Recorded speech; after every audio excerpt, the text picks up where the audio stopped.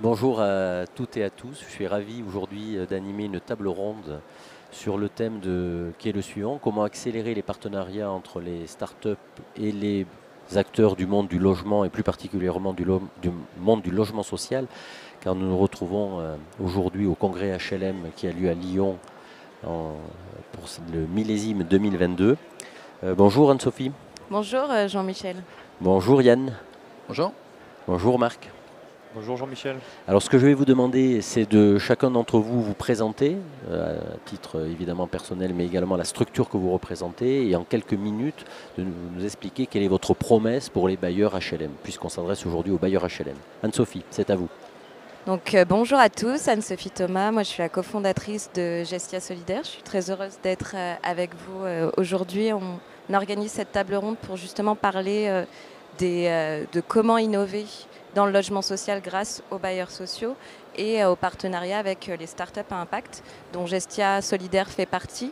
En fait, Gestia Solidaire, c'est tout simplement une structure d'économie sociale et solidaire qui œuvre pour favoriser l'accès au logement de 8 millions de personnes qui ont du mal à se loger dans les grandes villes, parce qu'on le sait, on le voit encore plus avec la situation économique actuelle. On a des personnes qui n'arrivent pas à se loger par manque de revenus, de garanties, et qui ne sont pas forcément couverts par le scope du logement social. Donc il y a des liens à créer avec les bailleurs sociaux, et c'est ce qu'on essaie de faire pour faire émerger vraiment cette offre de logement intermédiaire qui manque en France et dans les grandes villes. Yann, c'est à vous. Bonjour, Yann Lemoine, fondateur des Biens en commun. On est une entreprise au statut de l'économie sociale et solidaire, et l'objectif c'est de développer une alternative désirable à la propriété de tous les équipements qu'on a chez soi, dont on se sert très peu, de l'électroménager, du bricolage, du divertissement, de la cuisine. Comment on fait ça? En fait, on déploie des casiers connectés qu'on installe dans les halls d'entrée d'immeubles. On met à disposition tous les équipements dont je viens de parler. Ça peut être un aspirateur, fer à repasser, perceuse, mixeur, appareil à raclette. Et on a développé une application qui permet aux habitants d'avoir accès à ces équipements pour 1 heure, 2 heures, 5 heures, une journée. Un peu finalement le Vélib ou le Vélov des équipements du quotidien. Et la volonté, c'est de proposer une alternative donc désirable en alliant les avantages de la propriété, du partage et d'un service, pour faire en sorte qu'en 2050, dans le monde d'après, ça paraisse tout à fait naturel de descendre de 2 étages pour récupérer l'aspirateur ou l'appareil à raclette. Parfait, merci, merci Yann. Marc, c'est à vous. Oui, bonjour. Donc, chargé d'affaires chez Energis. Chez Energis, on développe des systèmes de production d'énergie renouvelable hybride, souvent à partir de plus d'une source d'énergie, donc pas uniquement du photovoltaïque, et on l'installe sur des bâtiments, principalement en toiture. Donc, dans le cadre de nos installations, on en est venu de plus en plus à travailler avec des bailleurs sociaux pour une raison simple, c'est qu'un immeuble collectif regroupe énormément de consommation. On peut dire qu'un immeuble de 20 étages peut regrouper pas loin de 500 MWh de consommation annuelle, ce qui est tout à fait énorme. Et souvent, les toitures ne sont pas ou peu utilisées, et encore moins pour des énergies renouvelables. Donc l'objectif, c'est d'installer le système de production le plus proche possible du consommateur final pour le rapprocher de la production, et donc de déclencher des mécanismes vertueux tels que l'économie, les éco-gestes, déclencher la machine à 14 heures, ne pas consommer en même temps que tout le monde à 20 heures, et donc se rapprocher de la production qui est l'objectif final d'Energis. Parfait, merci pour ces présentations. Alors on sait bien que euh, les startups veulent développer des partenariats avec les bailleurs HLM. Les bailleurs HLM y trouvent un intérêt parce que les startups leur permettent d'optimiser, d'améliorer leur processus, d'accélérer le temps. Pour autant, on se rend compte que c'est parfois compliqué. Alors moi, j'aimerais bien vous entendre les uns et les autres sur vos expériences et un peu les clés de succès. Anne-Sophie, quel levier vous avez utilisé pour rentrer en contact avec ces bailleurs qui sont de taille extrêmement importante comparativement aux startups? Parfois on se dit, ben, si je parle au DG, il va me comprendre parce qu'en dessous, personne ne m'écoute. Comment vous faites, vous, Anne-Sophie? Alors, nous, on a eu la chance de tout de suite expérimenter avec un bailleur social qui est S Métropole Habitat, donc qui a l'habitude d'innover et de faire des partenariats avec les startups. Donc ça a été assez facile de rentrer en lien et justement de trouver une personne au sein du pôle innovation qui porte un petit peu le projet en interne, en parle à la direction et nous facilite la mise en relation. Et ça a été aussi une clé de succès parce que après le partenariat se noue sur du long terme et ça permet d'expérimenter expérimenter. Par contre, il y a toujours des freins sur l'expérimentation à grande échelle, industrialiser le modèle, puisque le blocage après se fait au niveau de la direction. Et nous, c'est toujours quelque chose qu'on essaye un petit peu de décoder aujourd'hui. Donc c'était aussi l'objet entre nous d'en discuter et de voir des expérimentations qui sont allées beaucoup plus loin, comme je pense Inergis, pour voir quelles ont été un petit peu les clés de succès qui leur ont permis de passer ces d'accélérer le déploiement en fait. Hein, ouais, c'est ça. C'est ça. Yann qui a beaucoup de dossiers en cours avec des bailleurs et un succès, plusieurs succès, mais un succès que je trouve remarquable avec l'école centrale de Lyon, c'est ça? Oui, effectivement, pour l'instant, on a déployé le service dans des résidences étudiantes et on discute avec de nombreux bailleurs sociaux lyonnais et puis on est en train maintenant de prospecter plus largement, notamment avec un bailleur social dans les Yvelines.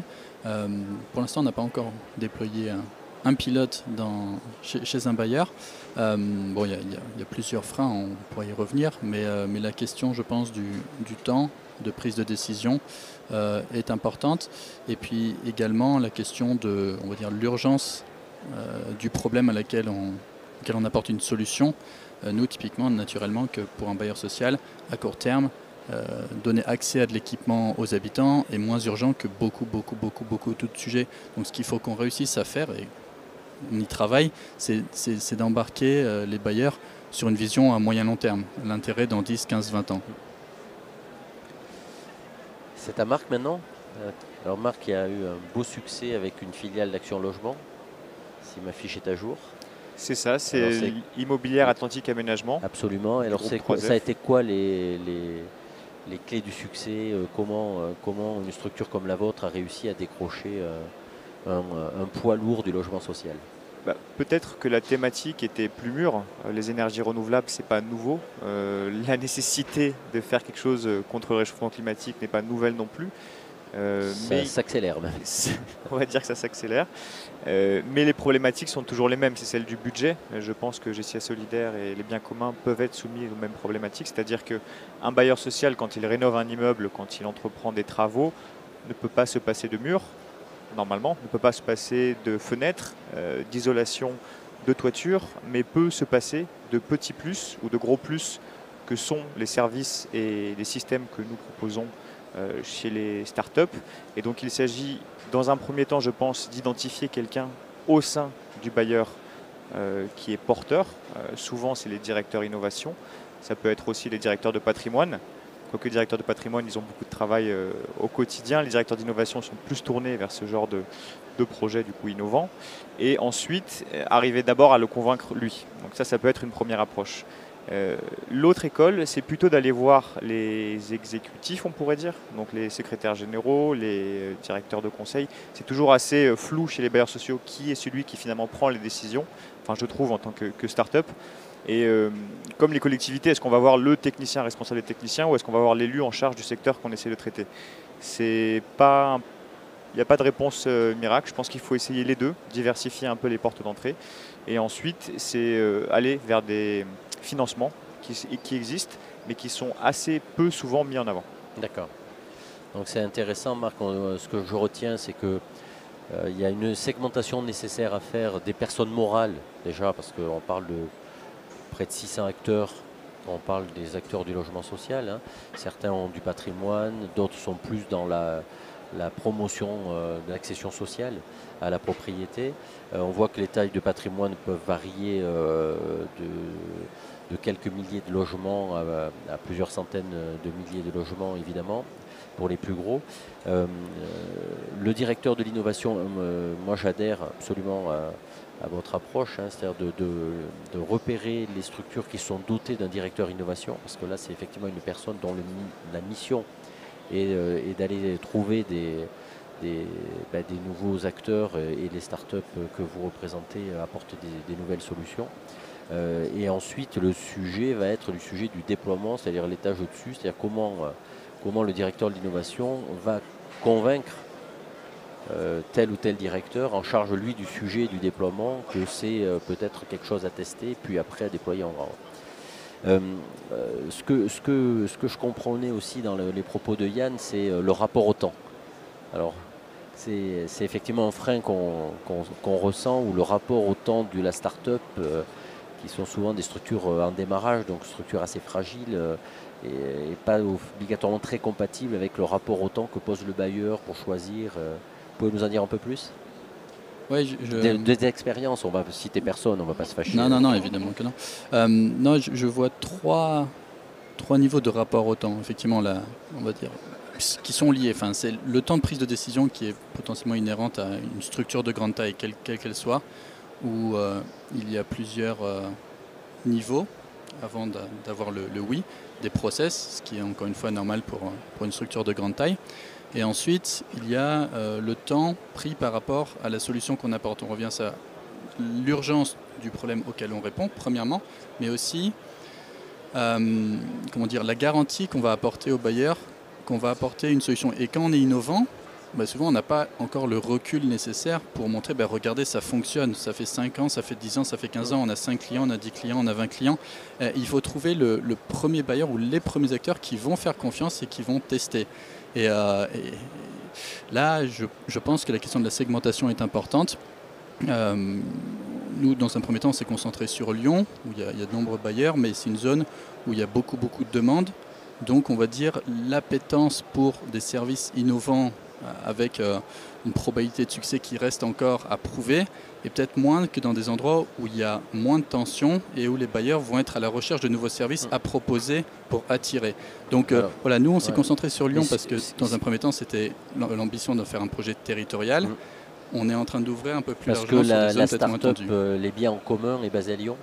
Oui, effectivement, c'est ça. C'est plus facile de jardiner sur place. Surtout que dans le service, il y a tout le déploiement, l'entretien, la gestion des utilisateurs, donc ça semble logique d'être présent sur le territoire. Mais vous devez avoir un bon écho parce que la dimension servicielle auquel sont attachés les bailleurs est en train d'énormément augmenter, que ce soit pour les familles en général, mais également pour les publics spécifiques, que sont les étudiants, que sont les personnes âgées, que sont les personnes handicapées également. Donc, il y a une recherche de services, en tout cas depuis 2 ans que je me suis lancé dans le projet, c'est ce qu'on me fait remonter.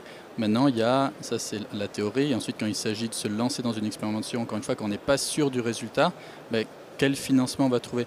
Nous, ce qu'on propose, c'est de dire on part sur un an d'expérimentation avec un tarif qui est raisonnable. Au bout d'un an, vous pouvez sortir si ça ne fonctionne pas. Et pendant cette année, non seulement on voit si les gens s'en servent, mais en plus on réfléchit ensemble à quel est le bon modèle économique à mettre en place pour pouvoir déployer plus largement par la suite en cas de succès sur le terrain.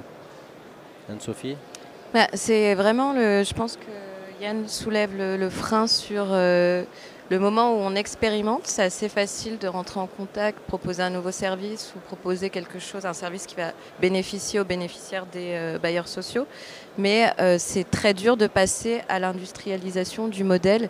Et je pense que les bailleurs le savent, on est des structures... Ce que je retiens, c'est que la prise de contact, elle est assez facile. Elle est assez facile et les bailleurs sociaux sont moteurs, ouverts à justement innover. Déjà, on peut s'en féliciter. Oui, on peut s'en féliciter. Ils font de plus en plus appel à des structures comme Impulse Lab qui fédèrent des startups innovantes pour justement apporter de l'innovation, des nouvelles idées sur des problématiques clés. Après, je pense qu'il y a toujours un frein sur le passage à l'échelle et d'accompagner la start-up, c'est pas encore dans les mentalités, d'accompagner la start-up à changer d'échelle et donc d'être porté aussi par le bailleur qui soit partenaire du déploiement.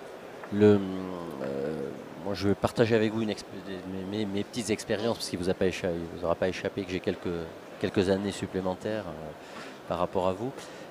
Moi, ce que je note, c'est que le plus dur, c'est le déploiement effectivement des 3-4 premiers bailleurs.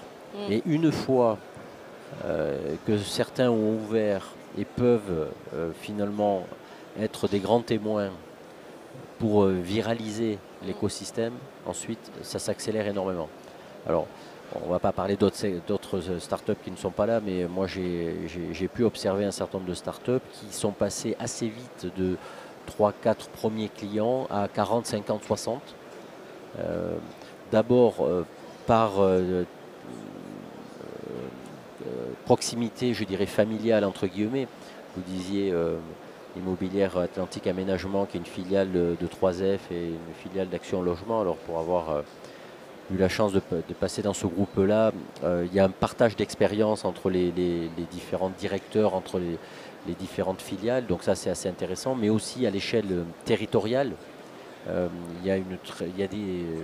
Les communautés sont animées au travers des associations régionales. Donc ça, c'est des structures qui marchent très très bien en région. Et donc, j'ai pu observer également que certaines startups, parce qu'elles s'étaient introduites dans telle région, les copains de la région et les copains d'à côté, finalement, s'inspiraient des succès et ça pouvait aller assez vite. Donc, effectivement, là, le sujet, c'est comment on amorce les premières, quoi. Une réaction, Marc? Oui, c'est comment on amorce les premières, mais vous le disiez vous-même, Monsieur Royot, c'est vrai que tous les bailleurs sociaux ne sont pas les mêmes. Et dans le patrimoine immobilier des bailleurs sociaux, tous les immeubles ne sont pas les mêmes et tous les quartiers non plus. On parlait avec Monsieur Lemoine tout à l'heure des QPV, donc quartiers prioritaires de la ville, qui ont des problématiques spécifiques, qui sont notamment gérées en partie par l'ANRU, l'Agence nationale de la rénovation urbaine, et qui ont des problématiques propres. Est-ce que ça peut être la sécurité, l'accessibilité, les revenus moyens des habitants? Et je prends peut-être d'abord l'exemple d'Energis. Donc nous, quand on installe un système d'énergie renouvelable sur la toiture, peut-être que la toiture n'est pas conforme, peut-être qu'il y a des règles d'urbanisme qui font que ce n'est pas possible. De l'autre côté, peut-être que dans cette commune, les élus sont porteurs sur une thématique en particulier, solidaire, artistique, énergétique. Ou pas. Donc voilà, c'est vraiment, il ne faut pas prendre, comme vous disiez, les bailleurs comme un seul groupe, et il ne faut pas prendre non plus leur patrimoine comme un seul groupe. Peut-être que les biens communs ont eu ce problème par rapport à certains bâtiments où le hall n'est peut-être pas suffisamment grand, où il n'y a peut-être pas l'espace adéquat pour installer un système, et dans d'autres, on pourra en installer 2 ou 3. Donc voilà, je pense que c'est important. Je vais rebondir, Marc, là, sur ce que vous venez de dire. Dans les typologies de bailleurs, vous avez aussi les offices HLM qui sont pilotés par des élus, les élus des territoires. Et donc sur les différents sujets que vous portez, vous pouvez avoir non seulement des bons relais, des bons moteurs au sein de l'exécutif du bailleur HLM, mais vous pouvez aussi avoir des élus qui souhaitent, parce qu'un sujet solidaire, parce qu'un sujet RSE pour prendre plus large ou ESG leur tient à cœur, être vraiment l'appui qui fait qu'on va pouvoir amorcer beaucoup plus vite. Oui, ça fait partie des choses, des facteurs clés de succès aussi pour Gestia Solidaire, de pouvoir s'appuyer sur des pouvoirs publics en place. Après, il y a toujours le délai, le temps. Il y a des mandatures et souvent on est pris par le temps parce qu'on met des choses en place sur les 2-3 premières années et en fin de mandature on a un changement et donc on a moins l'appui, il faut recommencer, réexpliquer le projet. Donc nous c'est un petit peu les freins qu'on a connus avec justement s'appuyer sur des pouvoirs publics en plus des acteurs terrains que sont les offices HLM ou les bailleurs sociaux. Yann, une réaction ? Vous avez rencontré des élus territoriaux, vous leur avez expliqué tout le bien. Oui, au niveau de la métropole de Lyon, effectivement. Quel a été l'écho ? Le discours, c'était de faire le VELOV des équipements du quotidien, puisque Lyon était la première grande métropole à déployer les vélos en libre-service en 2005. Aujourd'hui, ça fait boule de neige. C'est un peu le même discours que je leur tiens, mais ça prend du temps au niveau des élus. Donc, mais cette question de trouver la bonne personne qui peut être différente d'une structure à l'autre, etc., et trouver l'allié, en fait, qui va vraiment nous aider. C'est fondamental et je pense que dans le fond sur des services vraiment innovants qui n'existent pas encore, où on n'a pas encore fait de preuve, l'idée de co-construire la solution est indispensable pour que ça fonctionne, mais là ça implique que le bailleur puisse mettre des ressources à disposition pour vraiment co-construire et dépasser la relation, on va dire, fournisseur-client qui dans un premier temps est assez difficile à, on va dire, à justifier.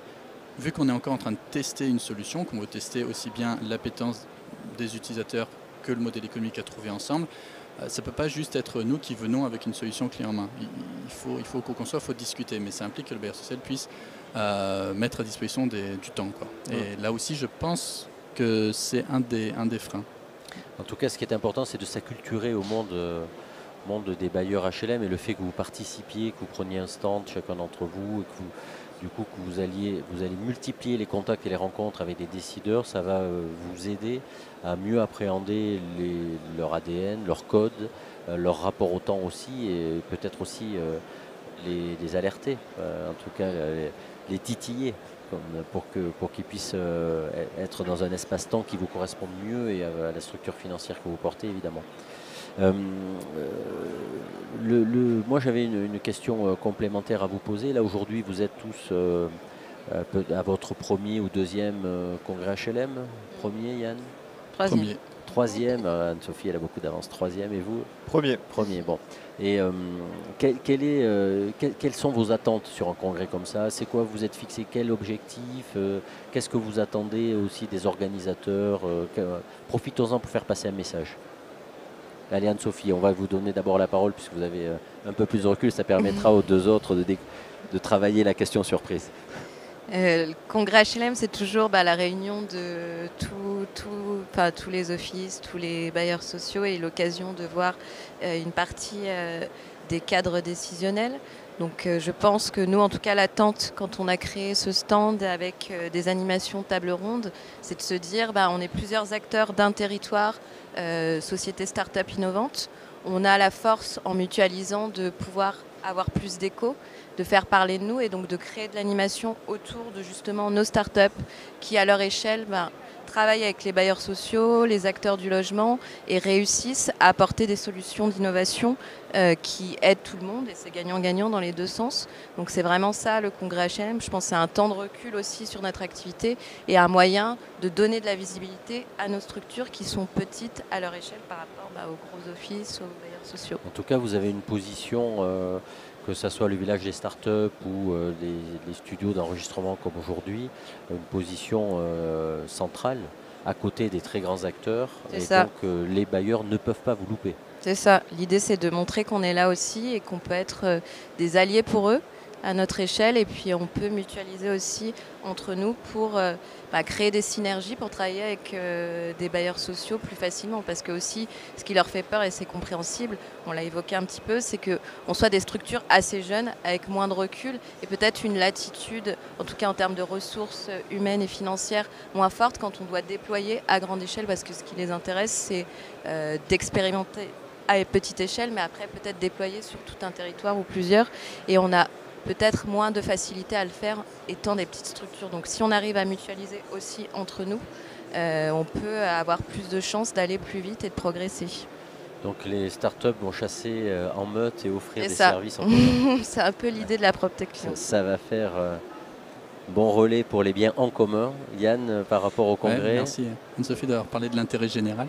Oui, effectivement, pour exister, quand on voit le nombre de stands présents sur ce salon, moi je me demande, comme visiteur, comment est-ce que je ferais mes courses d'une certaine manière. Et donc effectivement, si on ne se regroupe pas, on a encore moins de chances d'être visible.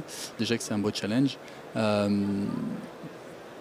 Pour les biens en commun, nous, l'enjeu, c'était de pouvoir sortir un petit peu de l'écosystème lyonnais où on discute avec les 4-5 bailleurs sociaux de référence. C'est en cours de discussion, il y a de l'intérêt exprimé, mais on n'arrive pas pour l'instant à déployer. Donc, sentir un petit peu qu'est-ce que pense le milieu du service. Est-ce qu'on a un retour très positif d'une grande majorité? Est-ce qu'on arrive à trouver un acteur qui peut-être se lancera plus vite que les bailleurs lyonnais? Finalement, le service peut intéresser vraiment beaucoup de populations différentes. Ça peut être en copro privé, les résidences étudiantes, des commerces, des bureaux de poste, etc. Donc nous, à titre individuel, et donc je remercie Anne-Sophie d'avoir parlé au nom de tout le monde, mais peut-être que tu peux dire aussi pour Gestia Solidaire.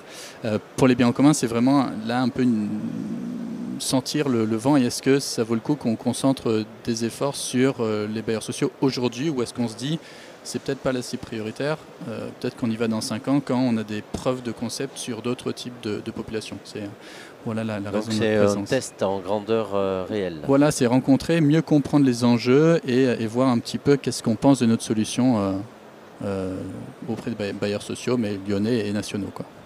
Marc, pour Énergie, c'est quoi le challenge de ce congrès? Moi, je pense que, comme tu disais, une des problématiques qu'ils peuvent avoir parfois face aux innovations et aux startups qui les portent, même si le mot startup parfois c'est des, on peut dire TPE peut-être, voire bientôt PME pour nous tous, j'espère, mais sortir un peu aussi de ce cadre startup, c'est que souvent, quand ils viennent nous voir, ils peuvent avoir peur du suivi. Donc, comme tu disais, Anne-Sophie, on expérimente, on fait un projet pilote. Ensuite, nous, les systèmes ENR qu'on installe, comme vos casiers, j'imagine, ils sont voués à durer 10, 15, 20, 25 ans. Et eux, les bailleurs sociaux, ont l'habitude, avec leur directeur patrimoine et le service maintenance, d'avoir des process très réglés. Ils passent tout de suite commande pour les prestations de maintenance sur 5 ans, sur 10 ans, sur 15 ans. Donc, ils peuvent avoir peut-être déjà cette petite peur qui les retient de passer le pas. Ensuite, moi, ce que je pense qu'on apporte de plus par rapport à des gros acteurs, parce que sur le marché de l'énergie, ça ne vous échappe pas qu'il y a quelques gros acteurs en France, c'est que en fait, on est beaucoup plus agile que des gros acteurs pour une raison simple. Je vous prends le cas de Immobilière Atlantique Aménagement et du projet qu'ils ont porté avec nous d'équipement ENR en autoconsommation collective. Ils avaient fait un lot énergie renouvelable sur les bâtiments en rénovation. Et en fait, ils trouvaient personne. Pourquoi? Parce que ce lot énergie renouvelable, pour une grosse structure, n'était pas assez rentable, parce que les surfaces étaient petites, parce qu'il n'y avait pas de manière d'optimiser une installation. Bref, ils n'auraient pas eu d'énergie renouvelable. Donc quand nous, on est allé les voir avec un projet, on leur a dit, attendez, nous, on peut vous poser des énergies renouvelables, on peut faire ça rapidement, on peut essayer de chercher un financement, et on peut faire ça en 2 mois. Mais en fait, ça les force à sortir du cadre classique des projets immobiliers qui est parfois un peu soporifique. Donc APS, APD, on commence, on y va, on fait les plans, on fait la première révision financière, la deuxième révision financière, et après on se rend compte qu'on avait oublié quelque chose, comme souvent. Donc voilà, ça peut aussi les forcer un peu en dehors de leur zone de confort et les pousser, disons, à aller plus vite aussi, ce qui parfois des techniciens peuvent trouver intéressant. Oui, ce qu'on peut noter, c'est que ça évolue quand même favorablement, ce rapport à la TPE, pour ne pas dire start-up. Ça évolue favorablement, les choses bougent. Moi, je viens d'un secteur, le secteur bancaire, où j'ai pu noter que mon ancienne maison Arkea, le groupe avait une culture aussi de challenger les équipes internes. Parce que des fois, on entend dire, mais oui, mais si on le fait en interne, ça coûtera moins cher, je ne suis pas sûr qu'on compte bien les mêmes coûts. Ce sera mieux fait, ainsi de suite, ainsi de suite. Bon. C'est vrai dans certains cas, c'est moins vrai dans d'autres. Et donc il y a une culture de challenger entre une solution interne et une solution externe, et aussi d'essayer de voir comment on peut les associer. Et pas faire l'un contre l'autre, mais plutôt l'un et l'autre. Et ça marchait plutôt très très bien. Et je suis certain que ce monde du logement qui est en train d'évoluer, qui est face à des challenges tellement importants que tout ne pourra pas être fait en interne. Les challenges de la rénovation énergétique, les challenges du serviciel, on voit que la demande de logement est telle sur tout le spectre que, comme le disait Anne-Sophie, il y a un certain nombre de trous dans la raquette qui ne sont pas couverts aujourd'hui, et il faut trouver des solutions. On n'a pas d'autre choix que de trouver des solutions. Et de la même manière, sur l'aspect serviciel, on voit que la demande des locataires est de plus en plus forte. Et là-dessus, on a des bailleurs qui sont en train d'évoluer, qui sont passés d'acteurs qui construisaient des logements et qui les louaient, à des acteurs qui s'occupent de plus en plus et de mieux en mieux des personnes qui logent, avec leur particularisme, parce que dans telle région, c'est tel type de service qu'il faut mener, parce que dans tel autre, on va avoir des grands ensembles avec des ascenseurs. Là, des fois, il va falloir imaginer des services de portage à domicile, de mettre en commun des biens, ainsi de suite, ainsi de suite. Voilà ce que je voulais également partager avec vous. Moi, je suis résolument optimiste. Bravo en tout cas pour votre dynamisme, votre investissement. Ce que je peux vous dire, c'est que la présidente de l'Union HLM est très sensible à l'effort que toutes les startups, TPE. Les TPE font, et les partenariats qui se construisent. Elle s'informe de ce qui se passe pour être aussi un relais. Je pense qu'on peut compter, mais il faut aussi continuer à challenger et continuer à travailler. Voilà, en tout cas, un grand merci de m'avoir associé à cette table ronde. Bon salon, Anne-Sophie. Merci. Bon salon, Yann. Merci beaucoup. Bon salon, Marc. Merci Et à vous. à très bientôt. Merci. Bonne journée. Au revoir.